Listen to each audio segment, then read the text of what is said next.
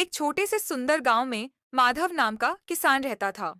उसके पास जमीन का एक बहुत छोटा टुकड़ा था, लेकिन वह उसी में खुश रहता था। वह हमेशा दूसरों की मदद के लिए तैयार रहता था। एक दिन खेत जोतते समय माधव को मिट्टी के नीचे दबा हुआ एक पुराना धातु का कलश मिला। जब उसने उसे खोला, तो उसमें सोने चांदी के बजाय केवल 3 चमकते हुए नीले बीज थे। माधव ने सोचा, यह किसी साधारण इंसान के तो नहीं लग रहे, और उसने उन बीजों को अपने आंगन में बो दिया। चमत्कार, अगले ही दिन उन बीजों से पेड़ निकल आए और उनमें से सोने के फल लटकने लगे।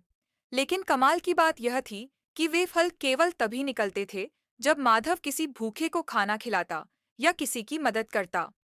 माधव ने उन फलों को बेचकर गांव में एक कुआं खुदवाया और गरीबों के लिए पाठशाला बनवाई।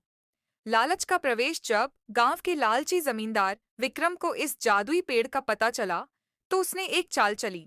उसने राजा के पास जाकर झूठ बोल दिया कि माधव ने उसके पूर्वजों की जमीन से वे जादुई बीज चुराए हैं। राजा ने आदेश दिया कि वे पेड़ उखाड़कर जमींदार के आंगन में लगा दिए जाएं। विक्रम बहुत खुश था। उसने सोचा कि अब वह दुनिया का सबसे अमीर आदमी बन जाएगा। उसने पेड़ों को पानी दिया और इंतजार किया, लेकिन जैसे ही उसने एक फल तोड़ने की कोशिश की, वह फल पत्थर बन गया और पेड़ के कांटे उसे चुभने लगे। अंतिम न्याय तभी गांव में एक विद्वान साधु आए।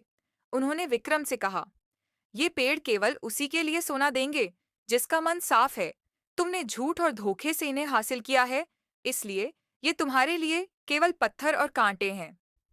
विक्रम को अपनी गलती का एहसास हुआ और उसे सजा के तौर पर माधव के खेत में 1 महीने तक मुफ्त काम करना पड़ा।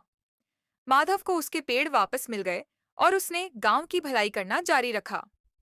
सीख: दूसरों की खुशी छीनकर मिला सुख कभी टिकता नहीं है। जो फल ईमानदारी की मेहनत से मिलता है, वही असली संपत्ति होती है।